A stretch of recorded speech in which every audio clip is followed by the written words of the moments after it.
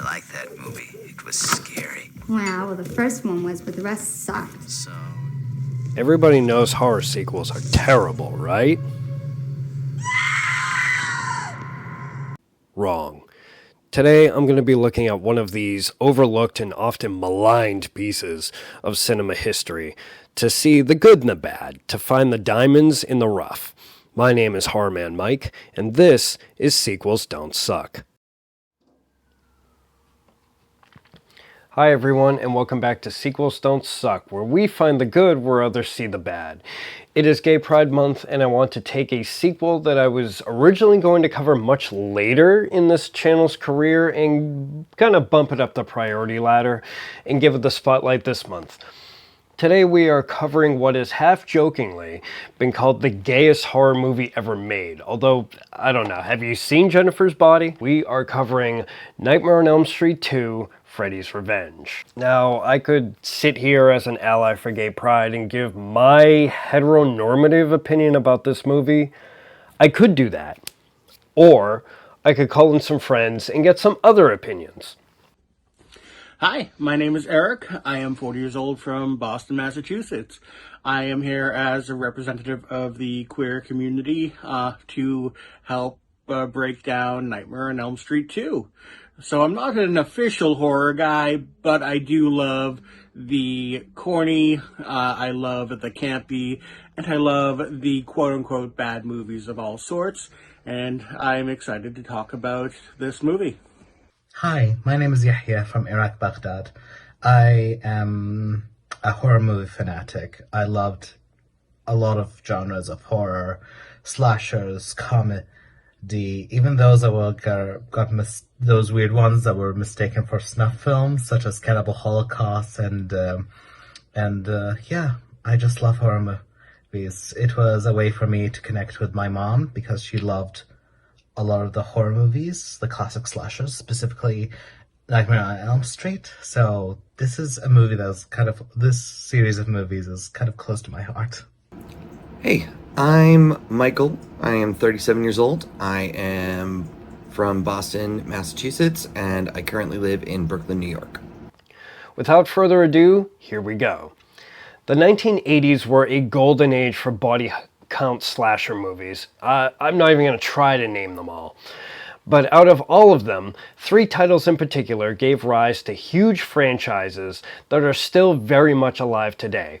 The big 3 being Halloween, Friday the 13th, and A Nightmare on Elm Street. As beloved as all of these franchises are, one personality sticks out, and the key word there is personality. As much as I love a bulky, mute-masked killer that only attacks on one day of the year, that doesn't really allow for a lot of character development, now does it? So, arguably, the king of the 80s body count pile is none other than Freddy Krueger. While his kill count isn't the highest, he does make up for it in style. In 1984, Wes Craven wrote and directed A Nightmare on Elm Street, and with a budget of $1,800,000, it ended up grossing $25,695,000 worldwide, single-handedly pulling New Line Cinema out of bankruptcy. The next year, Elm Street 2, Freddy's Revenge, was released. It had a budget of about $3 million and grossed $29,999,000 worldwide. It didn't quite hit the $30 million mark, but it came close. So it certainly made money. People saw it, but the reviews were not good, bad, scathing. Everything from the plot and story to the acting and special effects were dragged through the mud. Pretty much everything except Robert Englund's performance as he reprised the role of Freddy Krueger. Oh, and this bus driver too, which was his out-of-makeup cameo. As a mid-80s horror sequel, is it really that atrocious? Does it deserve to be dragged through the mud? I hardly think so. I've seen much worse acting in 80s horror, and the story continues logically where the first film left off. There's a new family that moves into the house, and Freddy Krueger wants to possess the body of the boy that lives there to continue his reign of terror. You've got the body. I've got the brain. Was it as good as Part 3? No, hardly. I think a lot of people agree that the Elm Street movies peaked at Part 3, but this movie certainly paved the way to get there. But there was another undercurrent to the criticism of this movie. Are there homoerotic undertones to this film? Is this movie queer-coded? Below the surface of the story, yes, there are a lot of male gay undertones to this film. So much so that Elm Street 2 spawned its own documentary called Scream Queen, My Nightmare on Elm Street, which stars Mark Patton as himself, talking about his experience making the film and being a gay man in the 1980s and the absolute backlash against the gay lifestyle, even the idea of a gay lifestyle, that was the zeitgeist of the time while making Elm Street 2. The documentary came out in 2019 and is narrated by Cecil Baldwin, the voice talent known for the podcasts Welcome to Night Vale and Random Number Generator Horror Podcast number 9.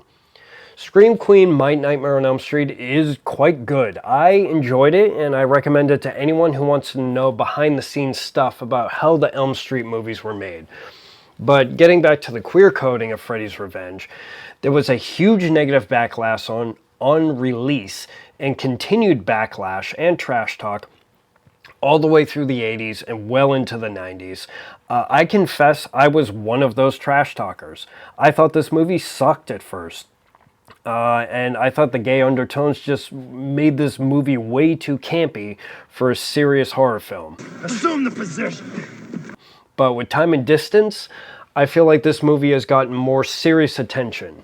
In the year 2024, we can now have a more serious conversation about this, both as a horror movie and as it relates to the gay community. As shown in Scream Queen, the documentary, there's a circle of gay horror fans that absolutely love this movie. They rally behind it, bedroom dance scene and all. Taking this film seriously, I think Mark Patton's Jesse, an androgynous name, don't think I didn't notice that, Jesse is as decent as any other mid-80s final girl, with a scream to match.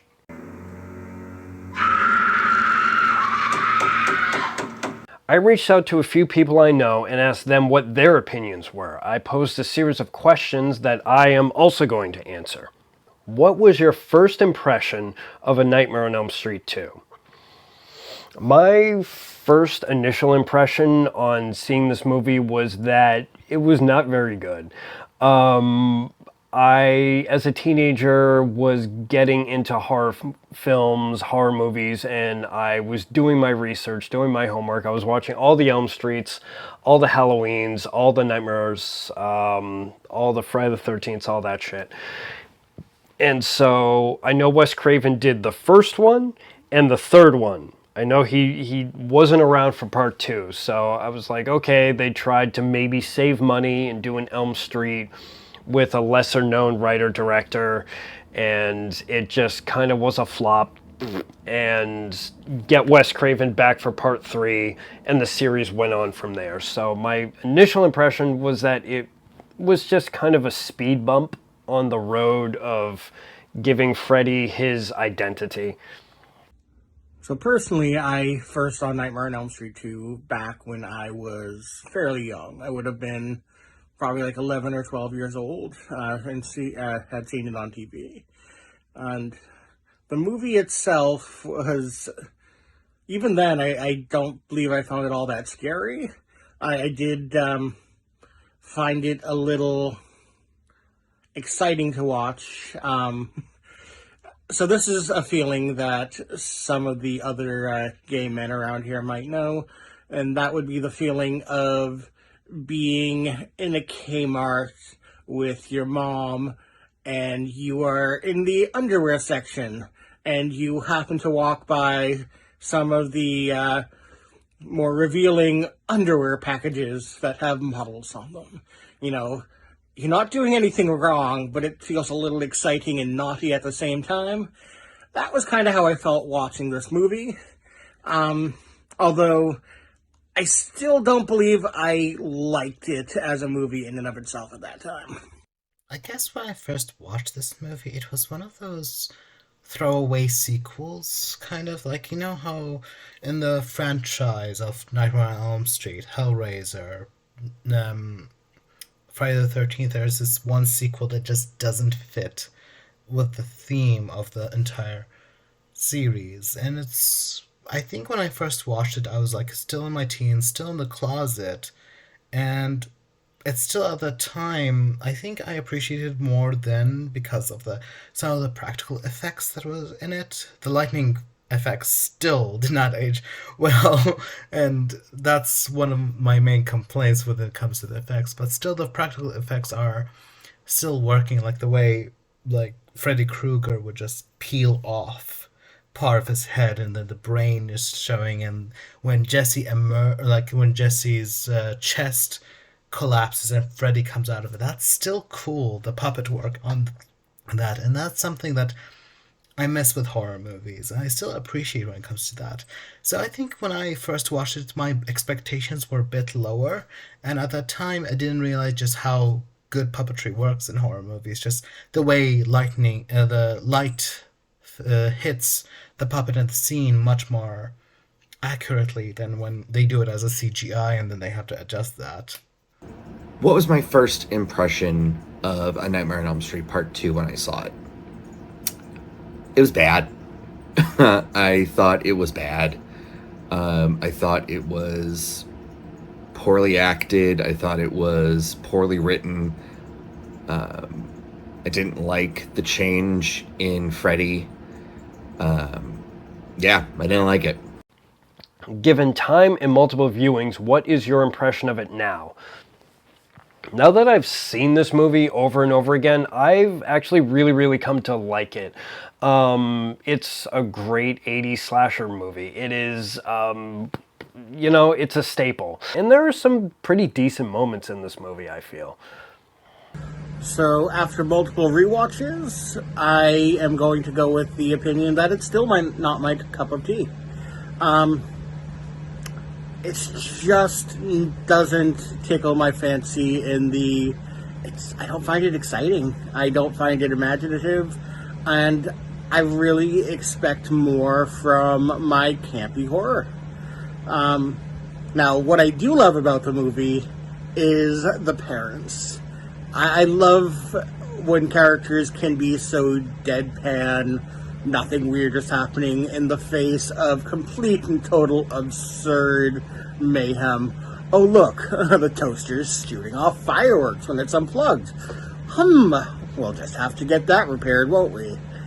So, I mean, honestly, I really wish we could have spent more time focusing on his relationship with his parents and just seeing them complete non-react to all the instances of this is completely bonkers bullshit. What's going on here?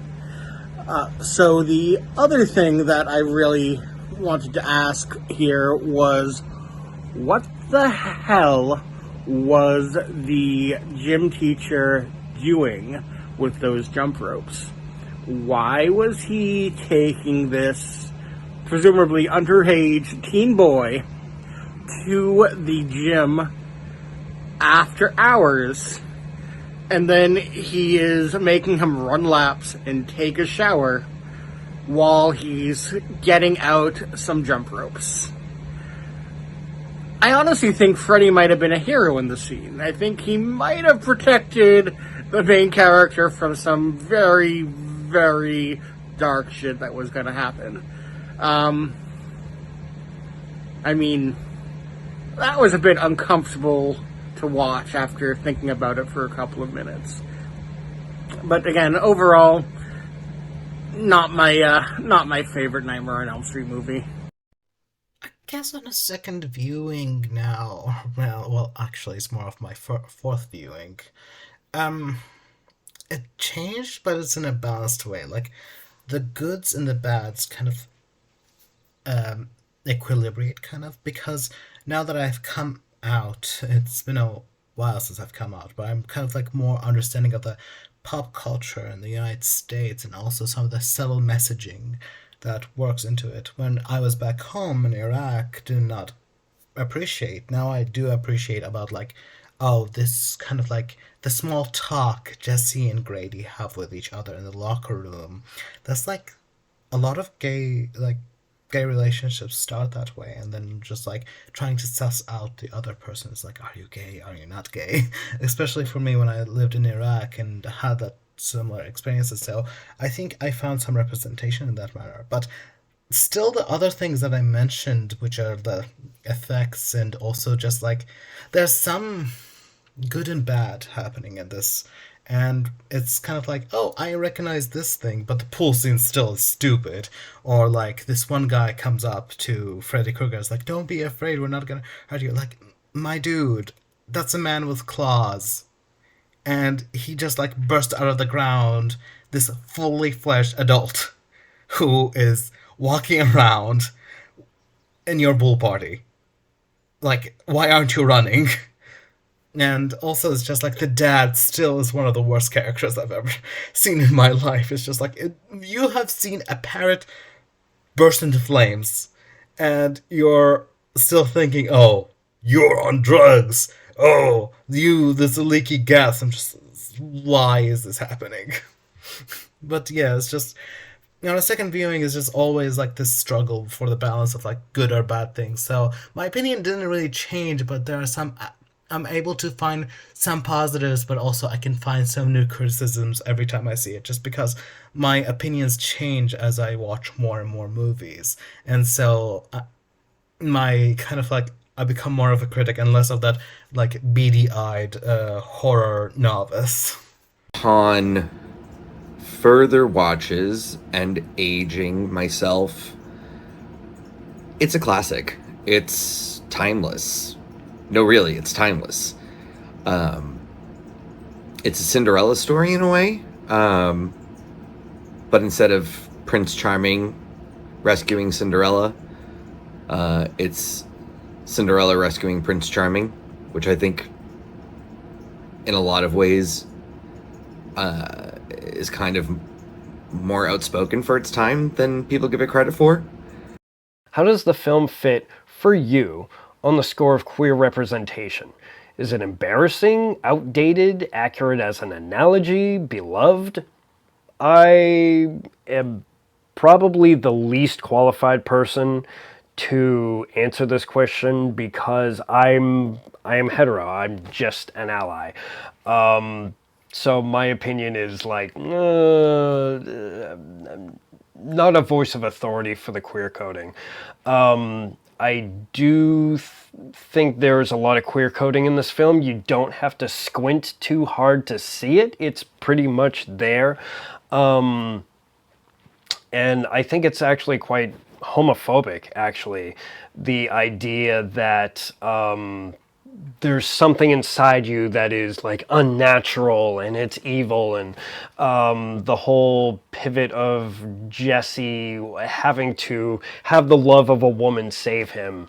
It was like, whatever. I mean, on the surface, it works as a story, but for the undertones of the film, it's not very flattering. But again, I watched the Scream Queen documentary, and there is a whole subculture that love this movie, and this is our 80s slasher movie, and you can't take it from us. And I'm like, you know what? If you love this movie, I love you for it, and I love it because you love it. You know, the enthusiasm for this movie is infectious in its own way. Now, where do I see this movie in queer representation?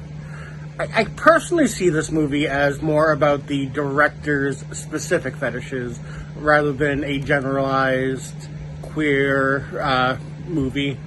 I mean, singular representation is just as important.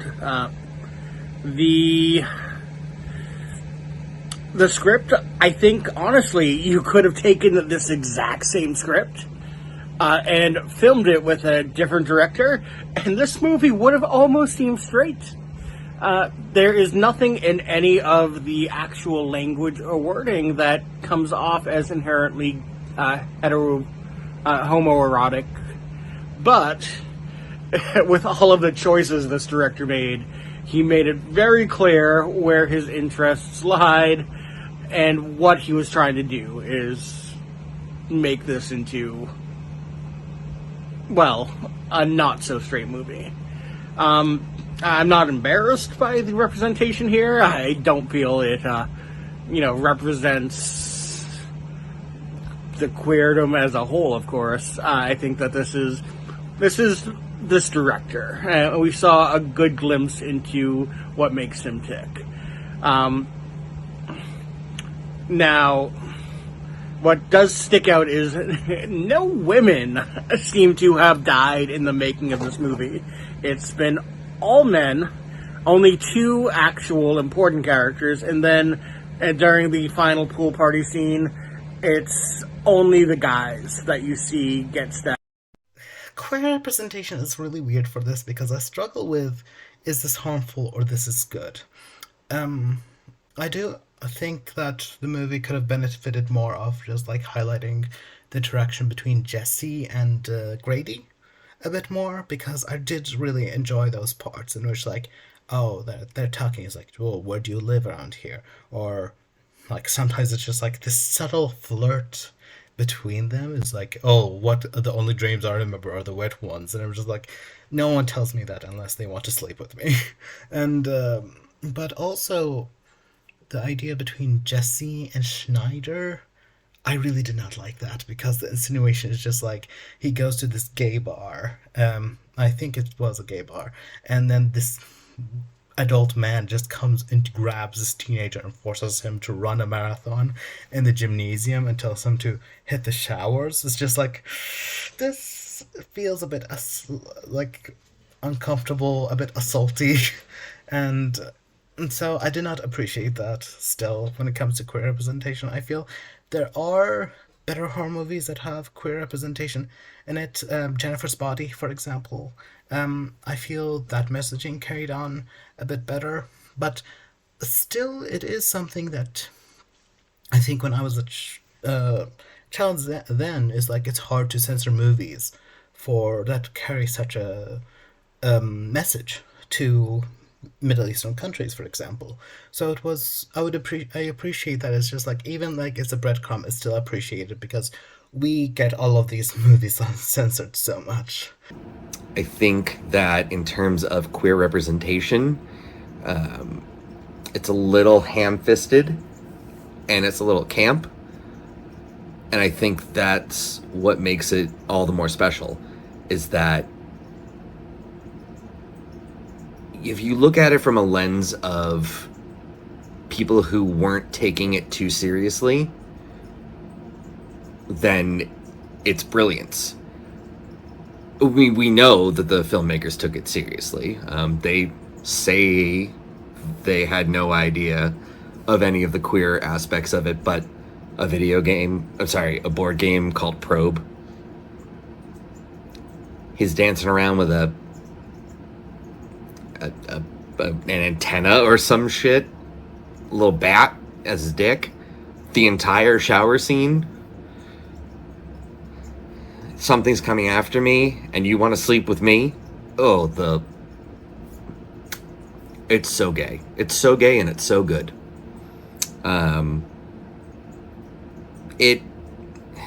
It's gayer than it gives itself credit for, too, in a lot of ways. Freddy bursts out of Jesse in a moment, and it's the horror version of coming out of the closet, right? The beast inside, the yearning to let loose and let your inhibitions go because you can finally be yourself. Granted, it's, not great. It does kind of paint the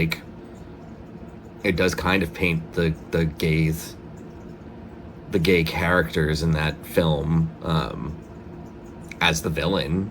The coach is sadistic, as sadistic as they were going to let him get. For Christ's sake, he's in a leather bar. But even Jesse, with Jesse being the conduit for Freddy to escape, it sort of is like, oh, maybe coming out is a bad thing. Maybe being gay is a bad thing because you might unleash horrors on the world. And do I love that it takes the touch and the kiss of a woman to save everybody. No, obviously not. And I wouldn't like it if it was reversed. If it was the kiss of a man that saved the day because the woman was in trouble. That's antiquated bullshit. But is it Snow White in a weird way? In a flipped version of that, it's Snow White coming across the prince in the coffin, giving him a smooch, and suddenly the world is right again. Film's deeper than people give it credit for as well, and that was a gay joke. Would you recommend it to a friend that hadn't seen it? Absolutely. Again, if you're going to get into 80s slasher movies, this is required viewing. You gotta do your homework. You're gonna watch this movie. Even as a standalone slasher movie, it's okay. I think it's got some decent kills. I think it hits the right beats when it needs to. Is there a little bit of filler? Yeah. But, I mean, 80s horror has a lot of filler. There's a lot of, you watch it in the year 2024 and you're like, if this were remade today, we could pick up the pace a little bit. But, yeah, I mean, if I'm gonna have some people over and we're gonna have beer and popcorn and watch 80s body count movies, yeah, definitely throw this one in if your friend hasn't seen it. Would I recommend this movie to someone? Only if they have very specific movie requirements. It's definitely not going to be something I am recommending off the cuff. But if they're like, do you know of any male Scream Queen movies? I'm like, yes, I do know of one. But that's probably the only time I'd end up actually recommending. Still is one of those, movies that I would tell a person, yeah, just watch it. Just even though it's still one of those plus that are just if you can survive through the rest of the sequels, which are, I think some of those sequels after Dream Warriors are way worse than this movie. So it's not really the worst one of the batch, but still it comes with a bit of concern. Any final thoughts on Elm Street 2 overall? Other than the queer undertones and the queer coding, I feel like Elm Street 2 has a lot of body horror in it. Now there's been a lot of body horror in the Elm Street series as a whole. In part 1, you've got Freddy cutting off his fingers. In part 3, you have him marionetting somebody from the ligaments in their veins and stuff like that, the tendons in their arms.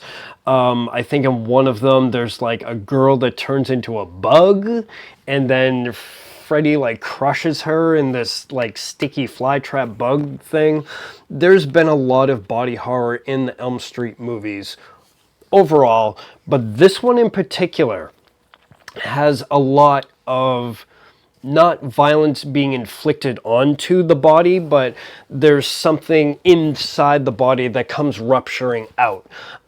You've got Freddy's gloves, fingers sliding out of Mark Patton's hand, literally protruding from under his fingernails. You've got this really kind of cool shot where his character screams and there's Freddy's eye inside his mouth. And of course this incredible set piece, I don't even know if I can play this on YouTube, of Mark Patton being plastered against the wall and being bisected, and Freddy is literally bursting out of him and stepping out of his split body. So yeah, a lot of body horror in this one. And also I want to say that Freddy is still kind of sinister. Later on in the series, you get wisecracking Freddy. He's always got a one-liner, he's always got a zinger, he's always got a fucking catchphrase. That's kind of when the MTV generation really fell in love with Freddy Krueger as a character. He's still being established, so he still is a very sadistic child murderer. He's not wisecracking Freddy. He's still fucking scary ass Freddy. Everybody loves in part 3 where he's like, welcome to primetime, bitch, and he shoves the girl's head into his TV stomach. Everybody loves that quote, but it's not my personal favorite quote. My personal favorite quote from Freddy Krueger is in this movie, and that is, You are all my children now. So to sum up, I am sorry, Mike. I know that you say that sequels don't suck, but I'm pretty sure this one is sitting on the other side of a glory hole somewhere. Yeah, Nightmare on Elm Street, Freddy's Revenge is a weird one in my book, because I like to remember that Hellraiser 2, I remember when I saw it, it also was one of those movies that I liked at the beginning when I first saw it. And then the second time I watched it, was like, oh, this is bad. The third time I watched it, was like, oh god, this is kind of like worse. And I feel like the same way about this movie, in which that I appreciate some of the effects that they do, some of the creativity behind some of the instances in it, but it's still one of those things that aged in some areas, but then didn't age in other areas. So there is some things here to appreciate, but some things that I wouldn't really go to the theaters or a rerun of it and be like, pursue it. But if you are a fan of Nightmare on Elm Street, I would suggest people to watch it, because it is part of history still. It is one of those slasher movies that are influential still, and still have a story to tell that is interesting. But it's also one of those movies that just like, it feels like, oh, we have a random script, but we also have a licensing issue, so we need to make a movie. Let's slap the Freddy Krueger name on it, or the Nightmare on Elm Street name on it. Although it is not as offensive as some of the other movies that do this practice. Overall, I think it gets a bad rap as being like the worst one. I don't think it's the worst one. I mean, come on. Someone like Nightmare on Elm Street, the fourth one, not that great. My final thoughts are that the Nightmare on Elm Street series is my god tier horror franchise. Of the big three, it's number one to me, and I know I share that opinion with a lot of folks, and I know a lot of folks don't share that opinion with me, and that's okay. Number two, part two used to be way down at the bottom, like flip-flopping with Freddy's Dead as sort of last place of the original 7. But it's part 2's moved up for me. Part two now sits very strongly above 4, 5, and 6, really. And I think that people need to watch it, and I think people need to take it for what it ultimately turned out to be, which is a gay fantasia. Well, that does it for me, and that does it for Nightmare on Elm Street 2, Freddy's Revenge. What are your thoughts on Elm Street 2? Or is there a horror sequel you want to see me cover in the future? Please leave a comment below. I also appreciate if you give this video a thumbs up, and you follow the channel or subscribe, whatever YouTube has you do, and stay notified for when I upload more content in the future. As for today, I am Horrorman Mike, and this has been Sequels Don't Suck.